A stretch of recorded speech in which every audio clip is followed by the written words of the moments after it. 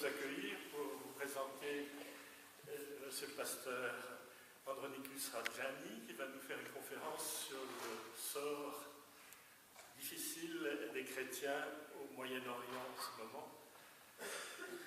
Il a été longtemps pasteur d'église de maison en Iran. Il a été obligé de s'exiler en Bulgarie et vient nous parler ce soir donc, de son expérience.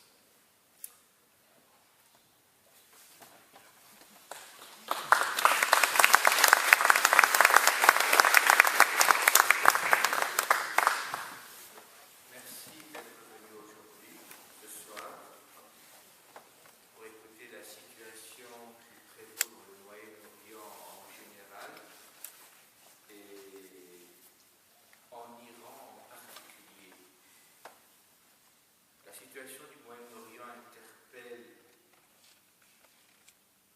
durant ces derniers mois où on a assisté au massacre des chrétiens dans des pays comme la Syrie et l'Irak par ce qu'on appelle l'État islamique, le Daesh. Ou bien par rapport à la situation de crise qu'il y a entre les Juifs et les Palestiniens dans la Terre Sainte.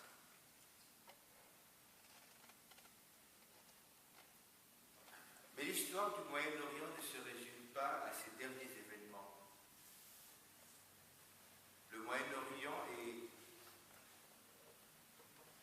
est un territoire où le plus grand facteur de tension n'est pas d'ordre ethnique, mais avant tout d'ordre religieux. C'est vrai qu'il y a peut-être une sorte d'exception, à savoir le statut de la communauté kurde dans le Moyen-Orient. Une exception assez relative parce que même quand il est question de la communauté kurde, il y a des tensions d'ordre ethnique au niveau de la Turquie et des pays arabes, mais au niveau d'un pays comme l'Iran, le problème kurde se pose surtout en des termes explicitement religieux.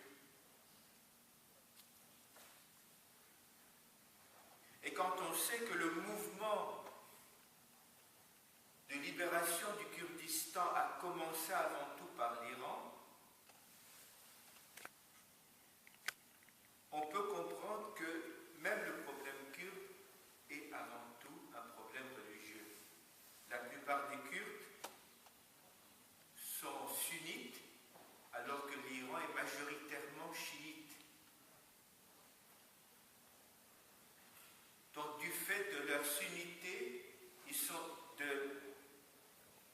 mis à l'écart du débat politique en Iran. Mais ce n'est pas en Iran un problème d'ordre ethnique, puisque beaucoup de gens ignorent peut-être que le Shah d'Iran, que beaucoup d'entre vous peut-être connaissaient, était un monarque kurde. Le Shah d'Iran appartenait à une tribu kurde qui vivait dans le nord de l'Iran. Donc le problème est avant tout religieux. Et quand il est question encore du Moyen-Orient, la presse tend à nous faire croire que le Moyen-Orient a été de toujours, à partir du 7e ou 18e siècle, une région majoritairement islamique, une région majoritairement acquise à l'islam. Et ce témoignage de la presse, bien pensante, très souvent, pas exclusivement, mais bien souvent bien pensante, est corroboré par le témoignage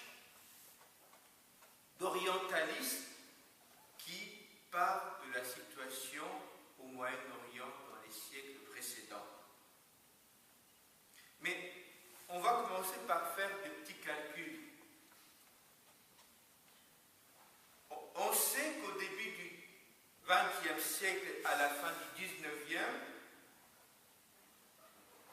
30% de la population du Moyen-Orient était chrétienne. Je dirais sans compter qu'il y avait aussi beaucoup de juifs et qu'en Iran nous avons des zoroastriens, des yazidis dont vous avez entendu parler dernièrement par rapport à l'Irak. Nous avons aussi des gens qui prétendent être des disciples de Jean-Baptiste, ce que nous appelons en Iran et en Irak des Sobis ou en bon français on dirait des Sabéens. Donc 30% de la population du Moyen-Orient, compte tenu de toutes ces minorités comme les Zoroastriens et les Mandéens et les Bahaïs, étaient au début du XXe siècle chrétiennes. Et si on va un peu plus dans le passé, on va au XVIIIe, au XVIIe siècle, au XVIe siècle, nous allons vers une période où le Moyen-Orient était majoritairement chrétien. Nous savons, et c'est un fait, les historiens iraniens savent qu'au moment de la conquête, l'Iran est un pays majoritairement chrétien. Mais le problème qui s'est posé, c'est que même si ces pays étaient majoritairement chrétiens, il y avait une minorité de musulmans qui avaient le pouvoir politique et religieux. La tactique de la conquête a été souvent, dans un premier temps, de reléguer les chrétiens qui étaient majoritaires au rang de citoyens de seconde zone. Comme on le voit récemment dans des pays comme l'Afrique du Sud où les Noirs étaient majoritaires, mais c'était des citoyens de seconde zone. Donc l'Afrique du Sud était le pays des afrikaners alors que les afrikaners étaient minoritaires. Sauf que, comme je le dis souvent, on peut changer de religion, on ne peut pas changer de peau. D'où le problème de l'Afrique du Sud. Ces chrétiens qui ont été relégués, les chrétiens ont été d'abord relégués en position de citoyens de seconde zone, puis au niveau de l'éducation. L'éducation a été prise en main par cette minorité musulmane. Les chrétiens ont été réduits à l'état d'artisans,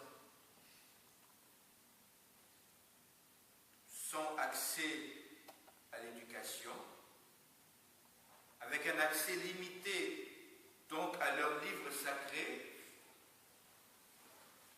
mais les couches qui dominaient la société, dont les militaires, les nobles et les grands commerçants, étaient musulmans. D'où le fait que nous avons eu un basculement graduel vers une majorité musulmane.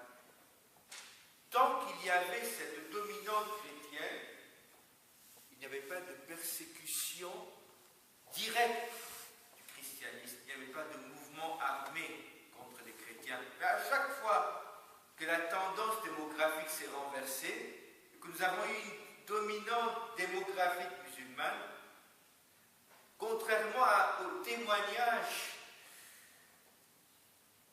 des orientalistes qui évoquent la tolérance, la bienveillance des musulmans vis-à-vis des chrétiens, il y a eu une répression violente. Nous connaissons une répression violente des chrétiens iraniens du XIIe siècle, où on assiste à des massacres et à l'éradication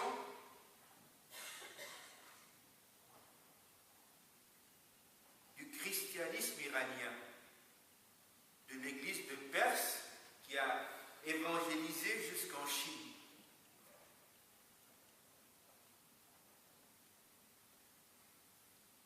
Au niveau de l'Égypte, il y a eu aussi des tensions à chaque fois que les musulmans se sont retrouvés en position de force.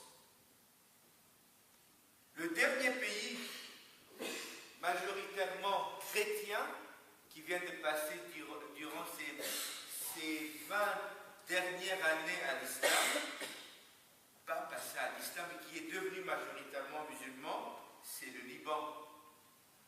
Ceux qui connaissent la situation au Liban savaient qu'il y a à peu près 30 ans, ceux qui dirigeaient la politique du Liban, c'était des chrétiens. On se souvient de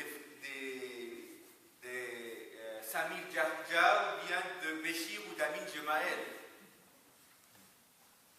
qui étaient des chrétiens. Aujourd'hui, le général... Aujourd'hui, les responsables chrétiens du Liban, les responsables politiques du Liban sont réduits à l'état de suivre soit le gouvernement qui est sunnite, soit le Hezbollah. Donc nous avons une déchéance de la situation des chrétiens au Liban. Jusqu'il y a une vingtaine d'années, il y avait en Égypte tout de même une présence chrétienne qui a obligé les responsables de l'époque à choisir des chrétiens dans le gouvernement comme l'Australie, que vous connaissez bien, qui a été amendé le président de la francophonie. En Irak, la présence chrétienne a tout de même obligé à une certaine période Saddam Hussein à choisir des chrétiens comme le ministre des Affaires étrangères Tariq Yohanna Aziz, qui est un araméen. Donc, contrairement à ce que la presse bien pensante souvent veut bien nous raconter, le Moyen-Orient n'a pas été un pays majoritairement musulman. Nous sommes passés de 30% au début du XXe siècle à 3% au début du XXIe siècle. Aujourd'hui, peut-être qu'on passe en dessous de 1%. Suite au massacre qu'on voit au Liban, qu'on voit plutôt en Syrie et en Irak, et à la fuite de nombreux chrétiens égyptiens qui quittent leur pays pour trouver de meilleures conditions de vie en Occident. L'Iran n'est pas un pays qui échappe à la règle. Au début du XXe siècle, nous avons dans la région qu'on appelle actuellement l'Azerbaïdjan occidental, une région à dominante chrétienne. Et dans toutes les grandes villes de l'Iran, à commencer par en dehors de l'Azerbaïdjan occidental, donc Tabriz, Resh, Téhéran, nous avons des quartiers chrétiens. Actuellement, la plupart de ces quartiers chrétiens ont disparu depuis le début de la Révolution. Au début du XXe siècle, la capitale de la langue araméenne, c'était la ville d'Ouroumia, dans le nord-ouest de l'Iran, dans l'Azerbaïdjan occidental actuellement. Le mot Ouroumia veut dire en araméen la ville de l'eau.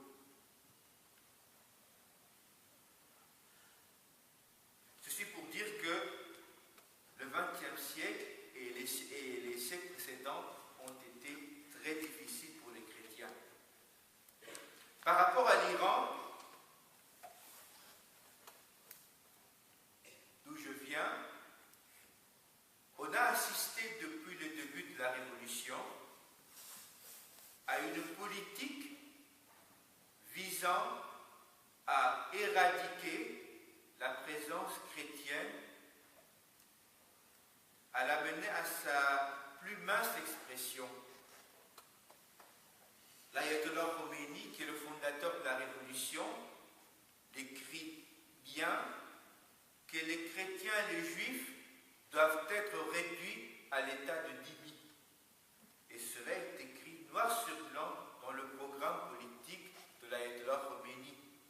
Ce que le Daesh est en train de faire maintenant assez explicitement, ça faisait partie du programme de l'ayatollah Khomeini dès le début de la Révolution.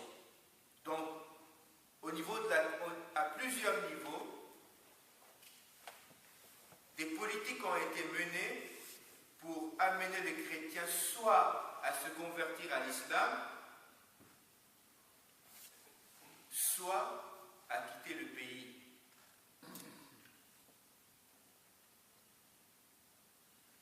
Beaucoup se souviennent des troubles politiques qui ont suivi l'élection controversée de M. Ahmadinejad en juin 2009.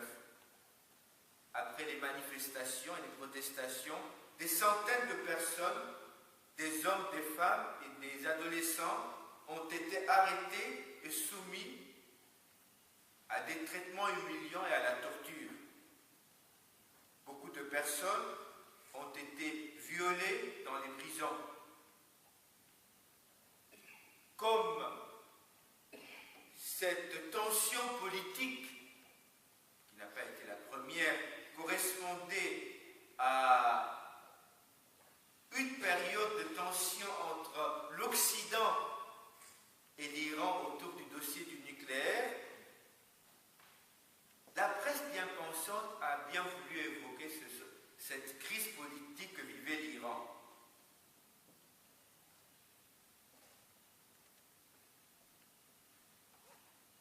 La situation est actuellement radicalement différente dans la mesure où les pays occidentaux sont entrés dans une dynamique de réconciliation avec l'Iran. Et même au niveau de la télévision, il y a beaucoup de programmes pour présenter l'Iran islamique sous un nouveau jour. Et en général, s'il y a une intervention qui voudrait aller à l'encontre de cette image qu'on veut prôner de l'Iran, elle est censurée.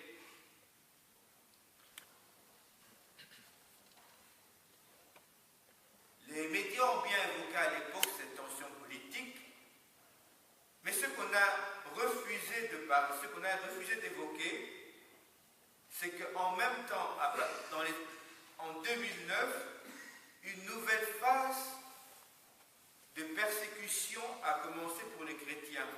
Le pouvoir a décidé, dans la foulée de cette crise, d'utiliser le flou qui existait à l'époque pour réaliser son objectif d'éradiquer la présence chrétienne, de mettre fin à ce qui est considéré comme étant le péril chrétien en Iran.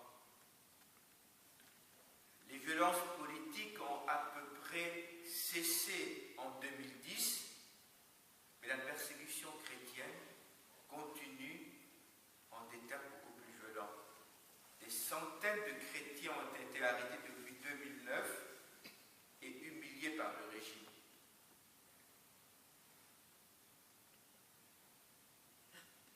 En 2010, dans les discours officiels, les chrétiens et surtout les protestants ont été présentés par le pouvoir à la radio et à la télévision comme une menace pour la sûreté de l'État islamique. Mais même si 2009 a été une année, un tournant dans l'histoire de la persécution, on peut dire que la persécution a été une constante dès l'avènement de la Révolution. Dès le début de la Révolution, on a utilisé au moins deux méthodes pour réprimer l'identité chrétienne. Il y a celle que j'appellerais la persécution douce,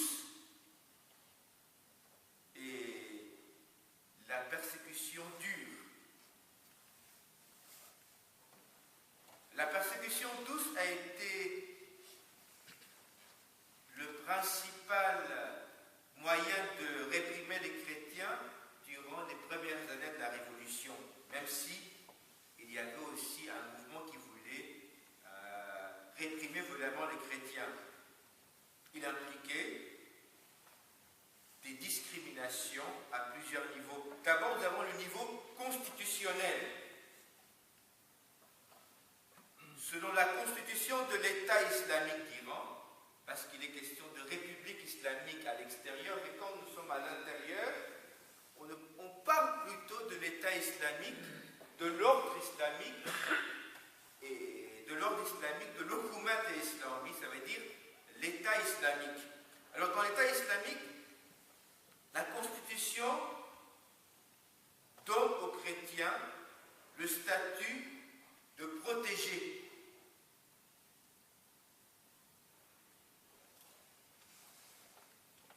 Ça veut dire, en des termes beaucoup plus clairs, que les chrétiens ne sont pas pleinement des citoyens, parce que la notion de citoyenneté suppose l'égalité.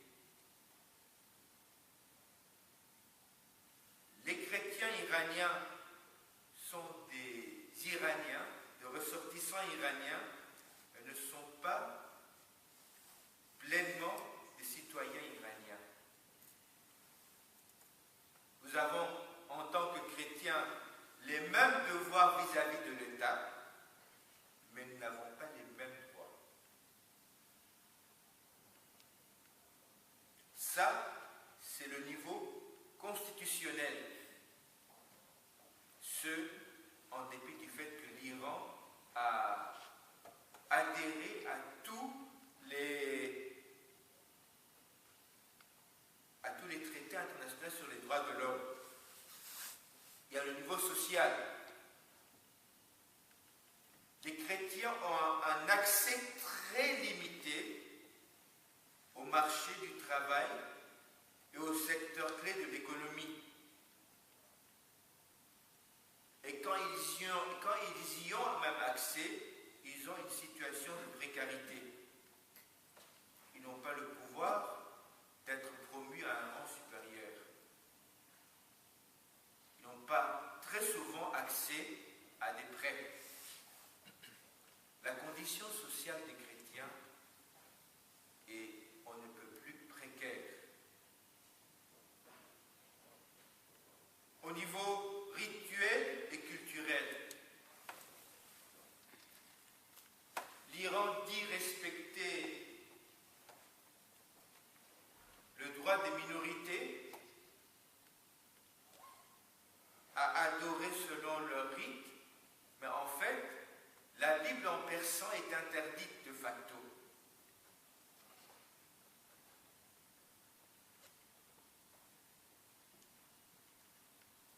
Et le persan est la langue de tous les Iraniens.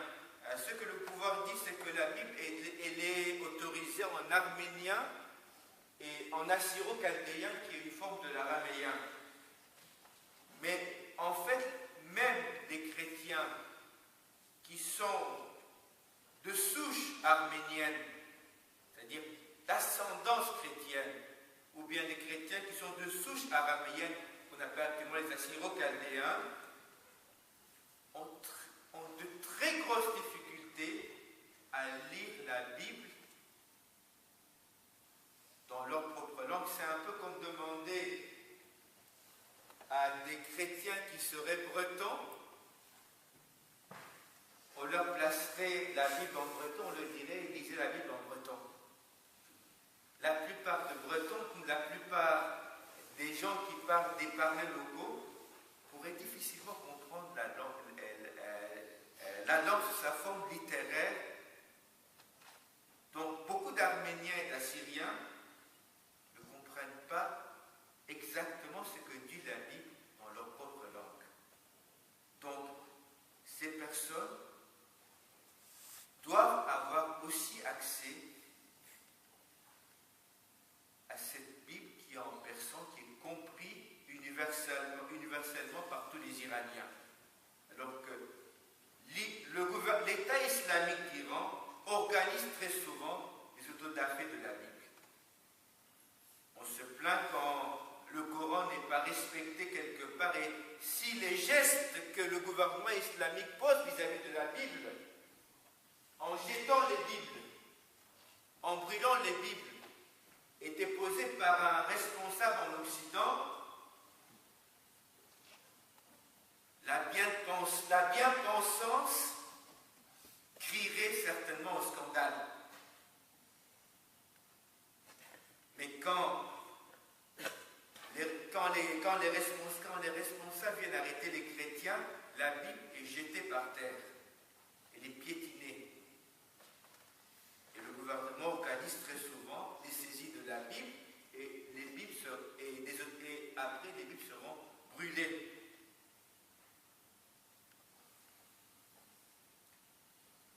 L'expression artistique des chrétiens est aussi limitée.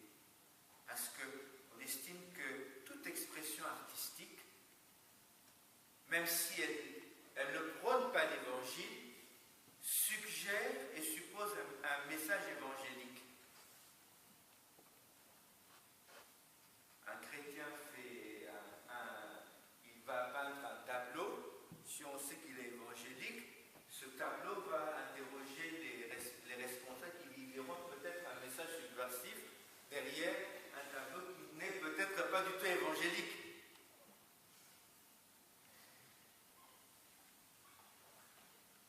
Donc les chrétiens sont limités et dans leur vie cultuelle, parce qu'ils n'ont pas accès à la Bible très souvent, et au niveau culturel. Depuis l'année 2009, les parents chrétiens n'ont plus dans leur majorité, je parle surtout des chrétiens de souche persane, le droit de donner une éducation chrétienne à leurs enfants. Dans les écoles, on veut imposer aux enfants chrétiens l'enseignement du Coran.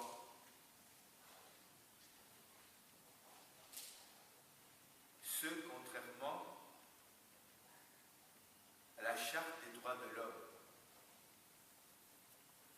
Mais malheureusement, ces réalités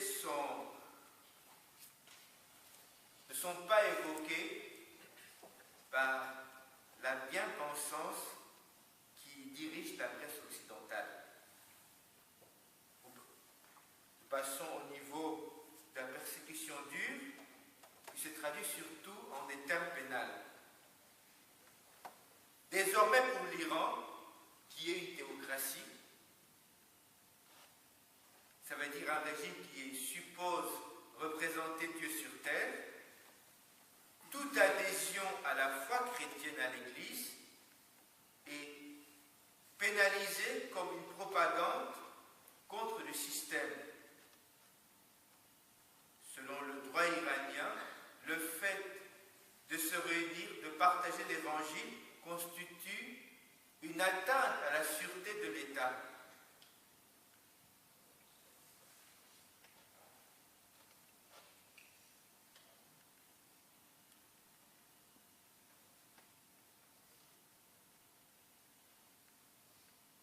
Et la plupart des chrétiens maintenant qui sont en prison pour atteinte à la sûreté de l'État. Nous allons passer au PowerPoint qui va vous expliquer un peu dans les grandes phases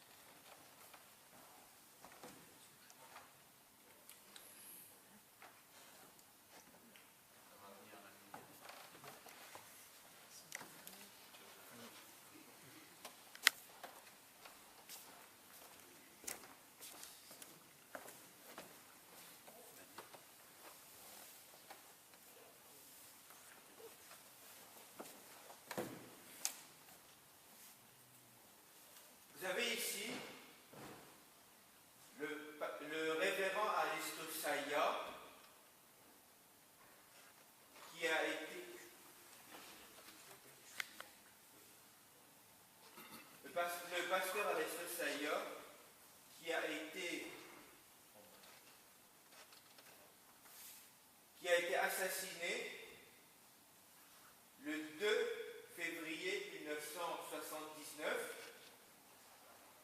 C'est un prêtre anglican. Il a été assassiné par des sympathisants du régime au début de la Révolution. C'est un des premiers actes que posés par l'imam Khomeini contre les chrétiens, le pasteur Alisto Saya.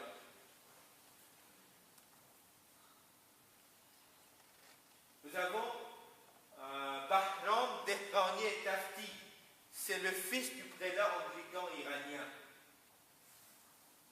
Il a été assassiné un peu plus tard, le 1er mai 1980.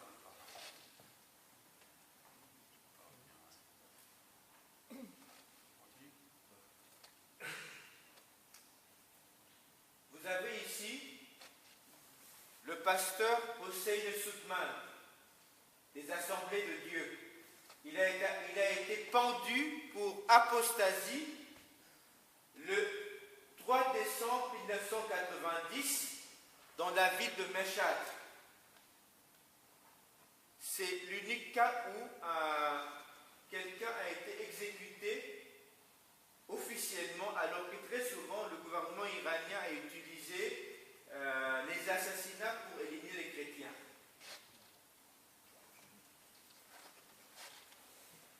Ça, c'est le pasteur Haïk Ospianmer, qui a été le président du Conseil des Églises protestantes d'Iran et aussi le surintendant des Assemblées de Dieu.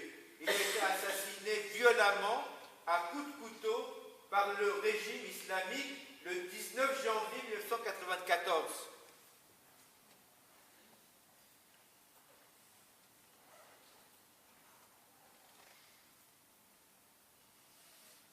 Là, c'est le pasteur Tataus Mikaelian. Il a été assassiné le 28 janvier 1994.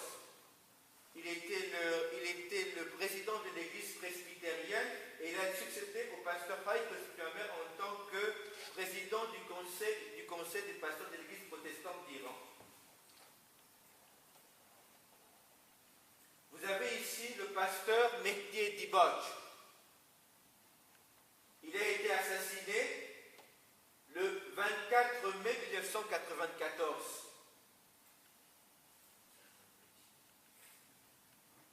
Il n'a pas été question de tous ces assassinats dans la presse française. À l'époque,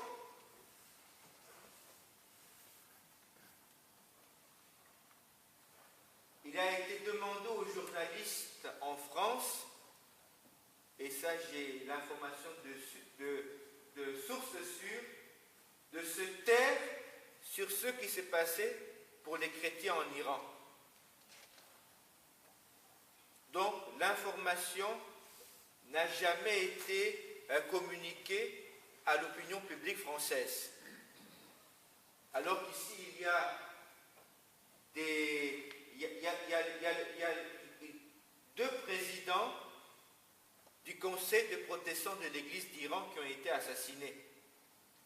Presque dans la même période, il y a eu l'assassinat d'un responsable du Hezbollah au Liban par Israël.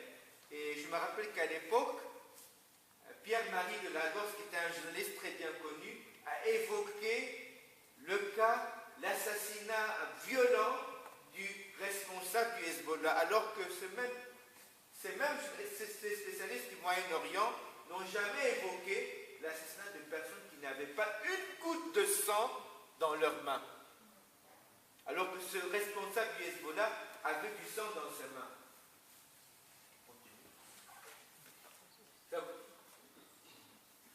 Vous avez ici le pasteur Youssef Nadarkhani, qui a été 3 ans en prison, qui a été condamné à mort pour apostasie en 2010, mais grâce à l'action de chrétiens un peu partout dans le monde et des prières, il a été libéré en septembre 2012. C'est quelqu'un conscient qu'il peut être assassiné comme les autres pasteurs dans le passé. Il a dit, je reste en Iran pour témoigner, je reste en Iran pour pouvoir promouvoir les droits des chrétiens à une vie digne de ce nom. Apostasie, ça veut dire qu'il avait été musulman avant d'être chrétien ou non? Ça veut dire, je répondrai à la question un peu parce que dans les détails. Merci. Ça, c'est le pasteur Mathias Artejat, qui est le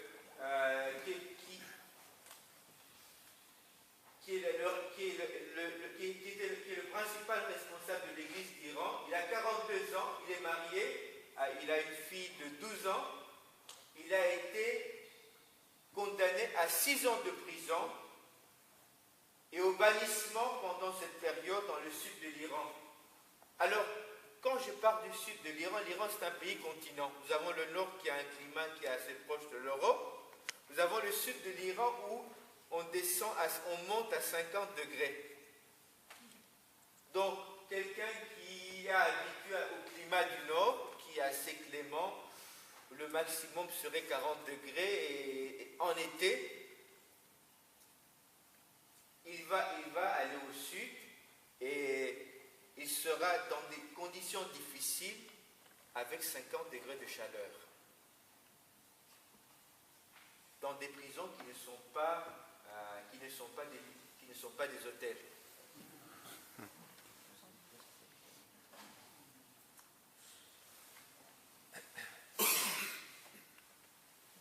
Alors ici vous voyez, c'est le pasteur Marco Fangiali, c'est mon frère. Ici vous voyez les chaînes à ses pieds. Alors ces chaînes sont souvent utilisées pour des personnes qui sont condamnées à mort. Et c'est contraire au droit de l'homme. On n'a pas le droit d'enchaîner les pieds, mais cela veut dire que les chrétiens qui vont en prison actuellement sont dans la tête du régime, même s'ils sont condamnés à 6 ans de prison, ils sont dans l'esprit du régime condamnés à mort. On continue. Et on voit le cas du pasteur Behnam Milani, qui a été condamné d'abord à 6 ans de prison et qui est très malade. Actuellement, il est en prison, il est très malade, il a 45 ans. Et comme 3 ans a passé depuis sa condamnation, on l'a condamné encore à 6 ans de prison. Donc quelqu'un qui a une santé chancelante va rester 12 ans dans les prisons et dans l'idée du régime qu'il va mourir de ses maladies.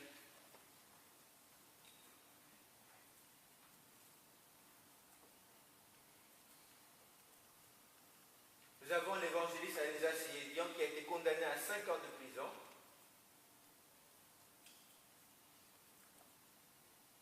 Ici, c'est le cas d'un musicien chrétien qui n'avait pas vraiment d'activité, c'est un nouveau croyant, mais du fait qu'il était chrétien, qu'il était engagé dans de nombreuses causes sociales pour les enfants qui avaient certaines maladies, son activité artistique de chrétien a attiré sur lui, même si il ne faisait pas de la musique évangélique dans ses rencontres officielles, a attiré sur lui la colère du régime qui a estimé que c'était un moyen d'évangéliser, c'était toujours un moyen d'évangéliser. Donc maintenant il est en prison, il est le père d'un enfant et il va rester en prison, je crois, 2 ans. Ça c'est le pasteur Amin Efraki, le diacre Amin Efraki, 31 ans, qui est marié. Alors c'est quelqu'un encore du Nord qui est condamné à la prison dans le sud de l'Iran. Encore, on va d'un climat où on a en général à 20 ou 30 degrés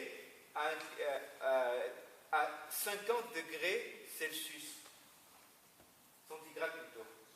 Ça c'est le diacre Silas Erabani, 33 ans, il a un enfant, il a été condamné à 6 ans de prison et de bannissement dans le sud de l'Iran.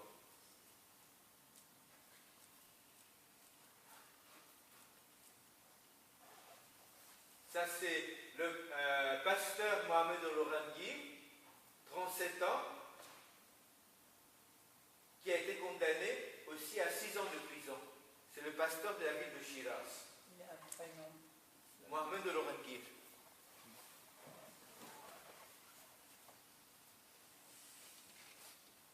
Ça, c'est le pasteur Sourouche Saraï de la ville de Shiraz dans le sud de l'Iran. Il a 44 ans et il a été condamné à plusieurs années de prison.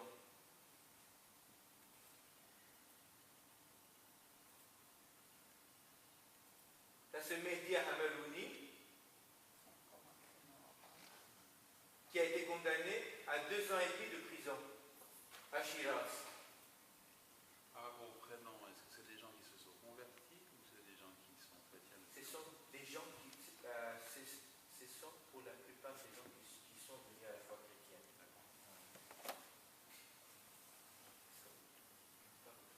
Ça, c'est Massoud Rezaï, qui a été condamné à plusieurs années de prison à Shiraz. 52 ans. 5 ans de prison. Alors, ça c'est Seyed Bijan et Faroukpour et Hariri, de la ville de Shiraz dans le sud de l'Iran, qui a été condamné à 3 ans de prison. Vous voyez ici, il a un enfant qui est handicapé. Donc ce ne sont pas des gens qui ont pris des armes contre les régimes, ce sont des gens qui vivent une vie normale. Vous avez ici Escan.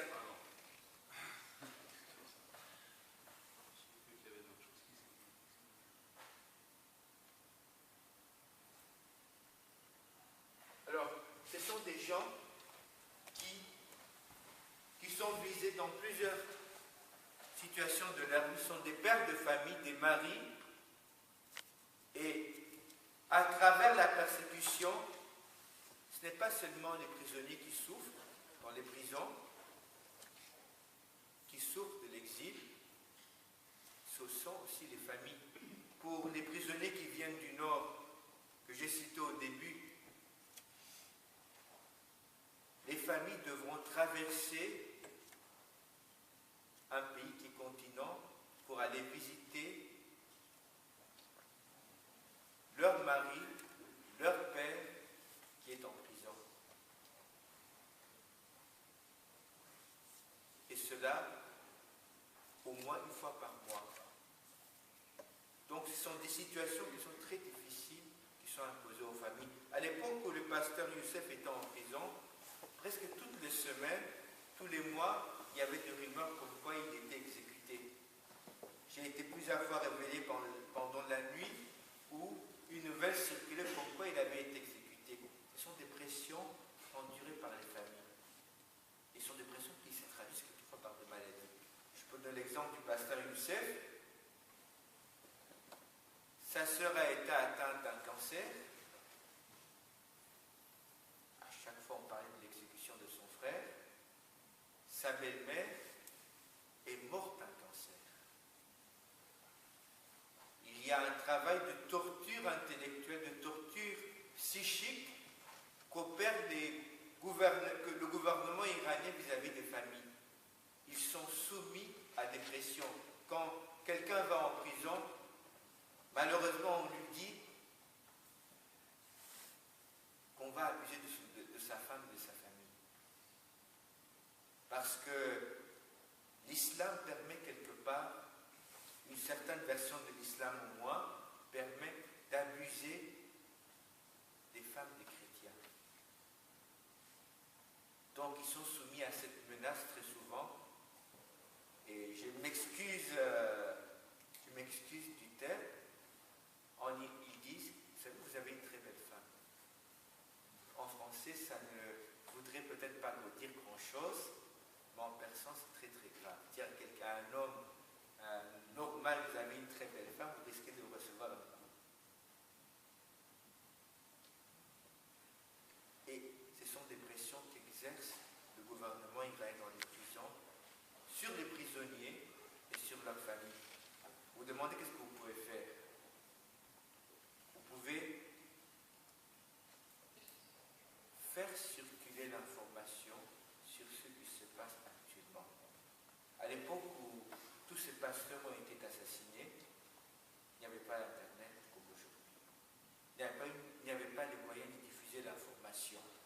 Il n'y avait pas le moyen de casser le monopole de la presse. Aujourd'hui, vous pouvez faire circuler l'information par Internet ou bien en témoignant à vos amis sur ce qui se passe en Iran et en leur demandant d'interpeller le gouvernement français par rapport à ses relations avec l'Iran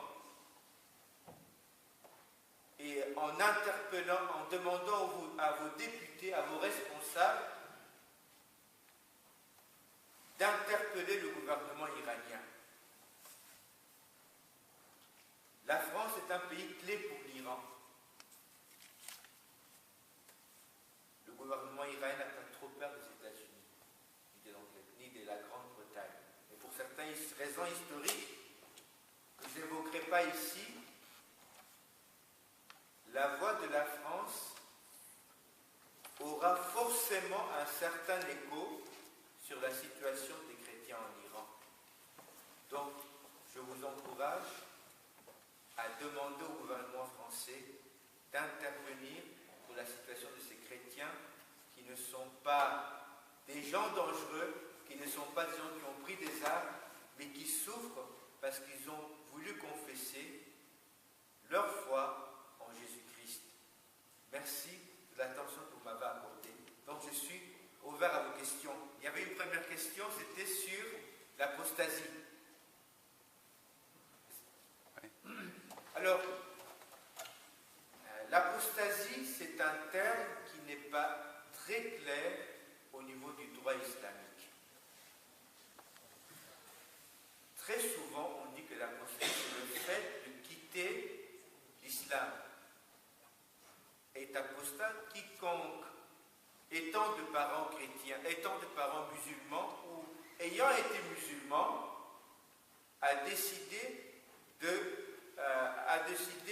d'adhérer à une autre religion. Ça, c'est la position de base. Mais dans les faits, dans le droit islamique, la situation est beaucoup plus compliquée parce que l'apostasie, c'est un crime pénal. On appelle en droit islamique le had. Et un crime pénal, selon la charia chiite, doit faire l'objet de consensus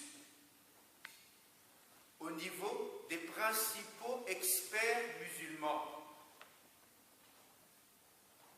Au moment où le pasteur Youssef Nadarkhani a été condamné à mort, c'est que nous avons interrogé un peu en secret, on a demandé des fatwas de la part des différents responsables musulmans en Iran. Il y avait certains qui définissaient l'apostasie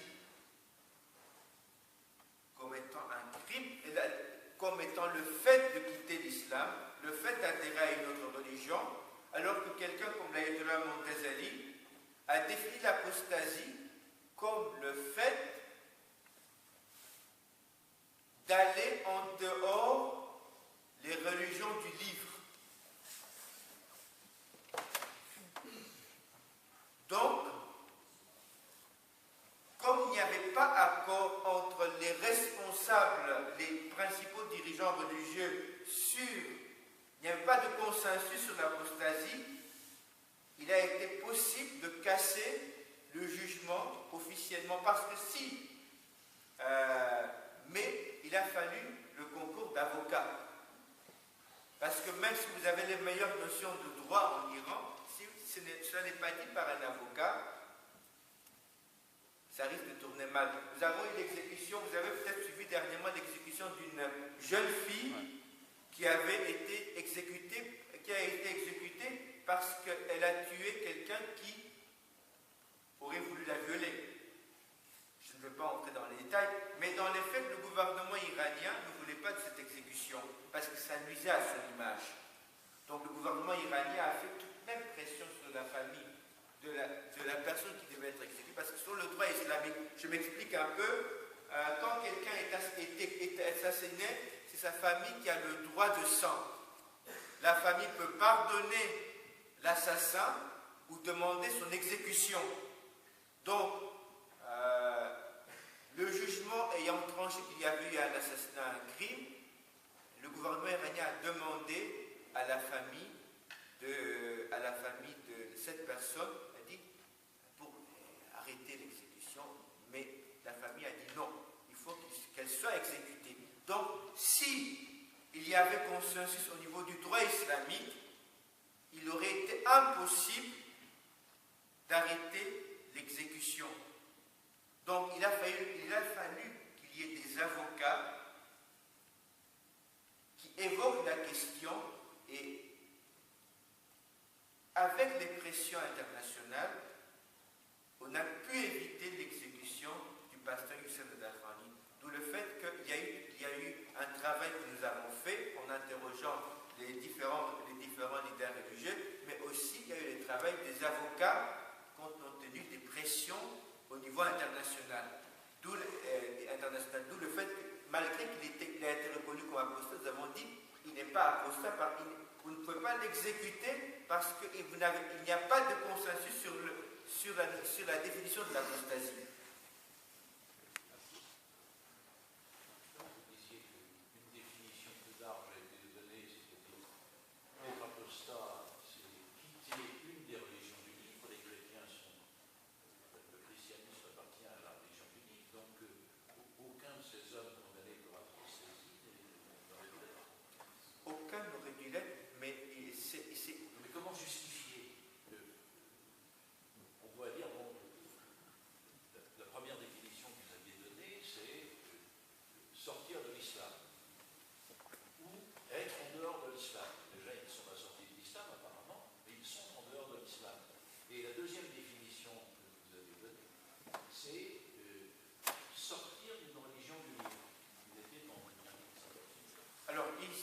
Avant des musulmans, oui, une famille musulmane, ils avaient été musulmans. Donc, selon certains experts religieux, ils devaient être exécutés parce que c'était apostat. Mais pour que dans des cas, ce qui considère comme un crime pénal, il faut qu'il y ait consensus. Et si on arrive à avoir des responsables religieux qui vont dire que ce n'est pas un crime pénal, on ne peut pas exécuter, mais ça c'est un travail que nous avons fait. En se basant sur l'avis de l'Ayatollah Khomeini et de l'Ayatollah Khamenei, on a dit qu'il devait être exécuté, mais nous avons eu l'avis de d'autres responsables religieux, donc qui n'étaient pas d'accord, qui estimaient que le fait d'entrer dans une religion du livre, il y a certains qui l'ont dit explicitement, c'est finalement ne pas être un apostat.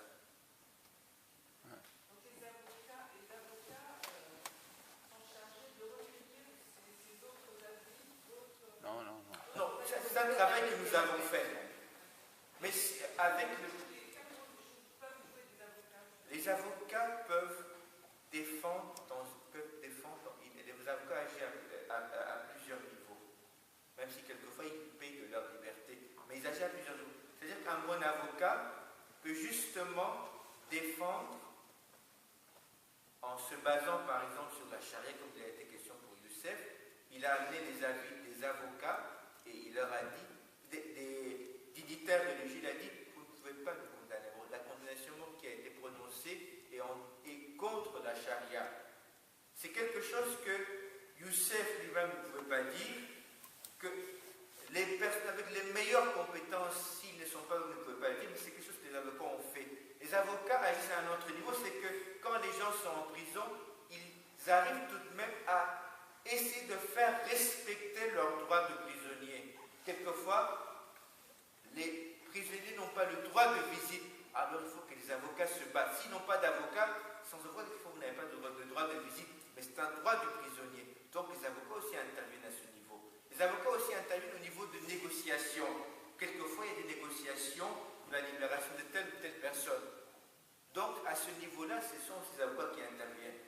Donc, c'est vrai que les avocats sont très limités actuellement en Iran. Celui qui a défendu Youssef a été par la suite en prison.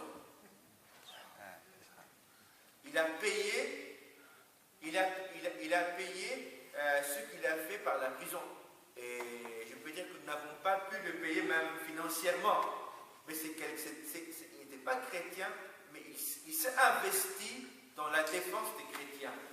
Et il savait qu'il allait payer un prix très lourd. C'était le meilleur juriste iranien. Est-ce qu'il est possible de préciser ce qu'est la dimitude? C'est peut-être pas un concept connu par tous. La dimitude, pour faire très simple, pour ceux qui connaissent Athènes, ça veut dire être métèque. Qu'est-ce que c'était les métèques? C'était des gens qui avaient certains droits dans la cité d'Athènes, mais qui n'étaient pas des citoyens. La dimitude, c'est être, dans le droit moderne et dans les définitions, c'est être un citoyen de seconde zone. Et les dhimis doivent payer un impôt pour la protection d'ONG. Pour le moment, en Iran, il a été au début de la révolution question de l'impôt à payer, mais pour des raisons d'image, ils ont préféré ne pas imposer l'impôt. Mais, grosso modo, au minimum, la dimitude, ça veut dire être un citoyen de seconde zone. Vous n'avez pas le droit d'être, si vous voulez, d'être élu, par exemple, président de la République. Vous n'avez pas le droit d'être un officier dans l'armée.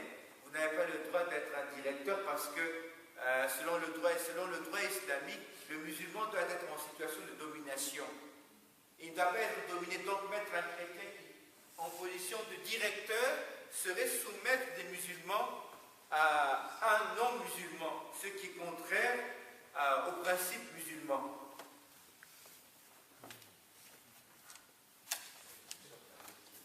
Est-ce qu'il est possible de dire quelque chose aussi sur le rayonnement de la foi chrétienne en Iran par l'intermédiaire de ces communautés chrétiennes persécutées?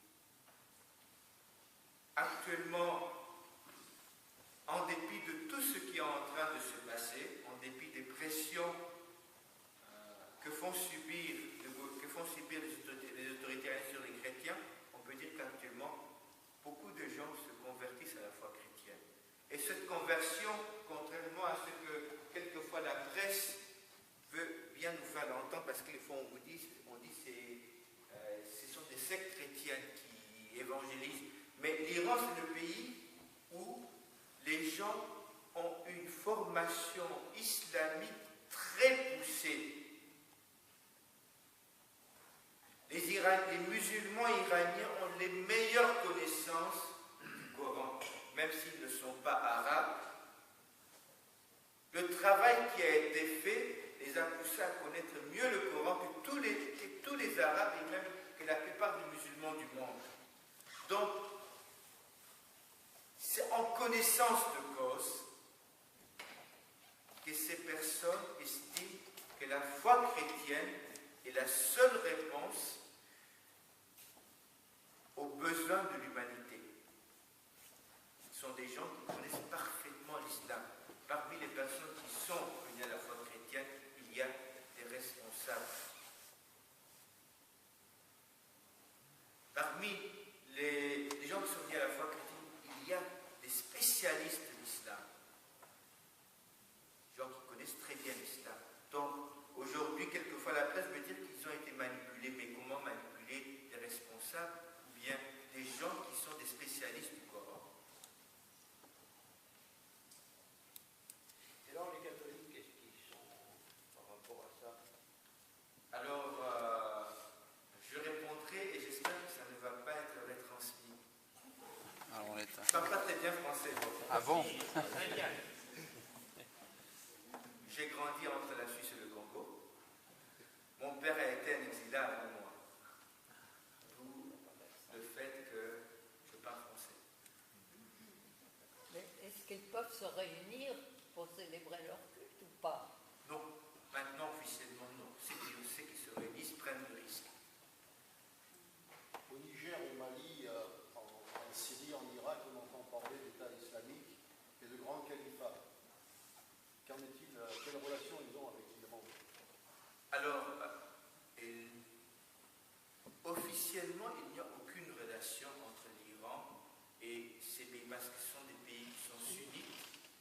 l'Iran est chiite. Mais il y a une relation au niveau historique parce que la chute